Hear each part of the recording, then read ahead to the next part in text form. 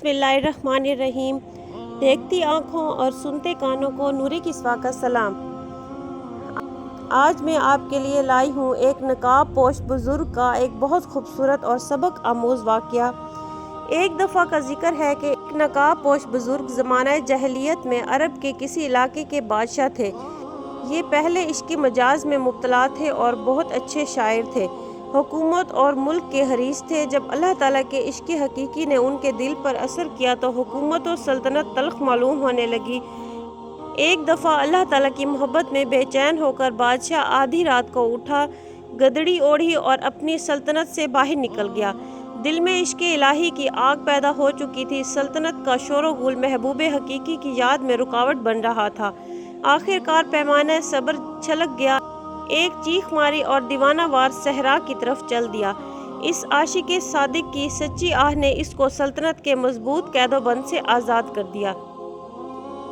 चुनाचे इश्क़ हकीकी ने इस बादशाह को तख्तो ताज से बेजार करके आधी रात को जंगल का रास्ता इख्तियार करने पर मजबूर कर दिया।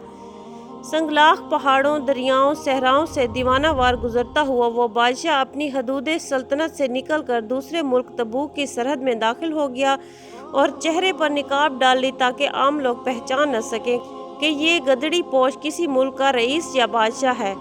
मुल्क तबूक में इस बादशाह पर जब कई फाके गुजर गए तो ज़ौफ़ व नकाहत से मजबूर होकर मजदूरों के साथ ईंटें बनाने लगा। आम हालात में अगरचे चेहरे पर निकाब पड़ा रहता था, लेकिन जब कभी हवा के झोंकों से हट जाता तो शाही चेहरे का जलाल मजदूरों पर जाहिर हो जाता। आखिरकार मजदूरों में तस्करे होने लगे कि ये नकाब पोश किसी मुल्क का सफ़ीर या किसी सल्तनत का बादशाह मालूम होता है। रफ्ता रफ्ता ये खबर सारी सल्तनत में मशहूर हो गई और तबूक के बादशाह तक भी पहुँच गई। उधर बादशाह को फिक्र हुई कि मजदूर के भेस में किसी दूसरे सल्तनत का बादशाह या सफ़ीर कहीं जासूसी न कर रहा हो और मेरी सल्तनत के राज मालूम करके हमला आवर होने का मंसूबा न बना रहा हो।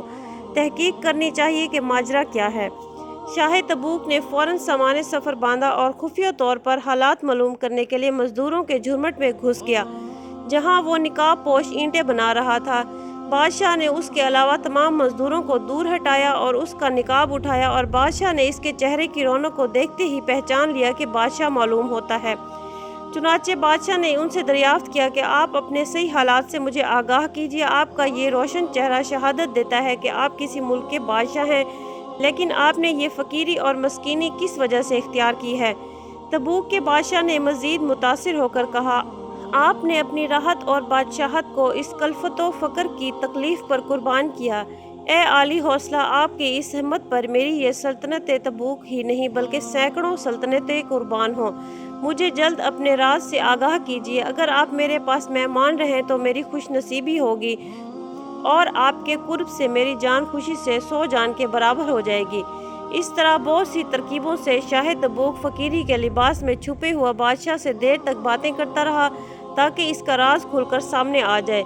लेकिन राजो नियाज की गुफ्तगू के बजाय इस नकाब पोश बादशाह ने शाह तबूक के कान में महबूब हकीकी अल्लाह ताला के दर्दो इश्क की न जाने क्या बात कह दी कि इसी वक्त ये बादशाह तबूक भी इश्क़ इलाही से दीवाना हो गया और अपनी सल्तनत को तर्क करके इस निकाब पोश बुजुर्ग बादशाह के साथ रहने के लिए तैयार हो गया। आधी रात को ये दोनों बादशाह इस मुल्क से निकल कर किसी और सल्तनत में चल दिए ताकि मखलूक परेशान न करे और दिल की फरागत के साथ से महबूब हकीकी की याद में मशगूली नसीब हो। ये दोनों बहुत दूर तक चलते रहे, यहाँ तक कि किसी तीसरी सल्तनत में दाखिल हो गए।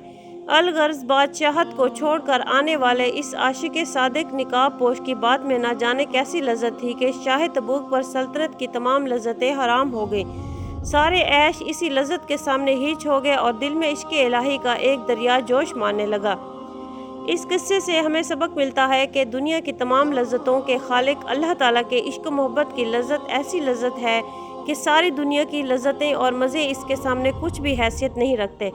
इस वाक़े से ये भी मालूम हुआ कि अगर कोई शख्स इश्क़ हकीकी की दौलत से महरूम हो तो अपने आप को किसी कामिल अल्लाह वाले के कदमों में फ़ना कर दे तो अल्लाह ताला उसको भी ये दौलत अता फ़रमा देंगे।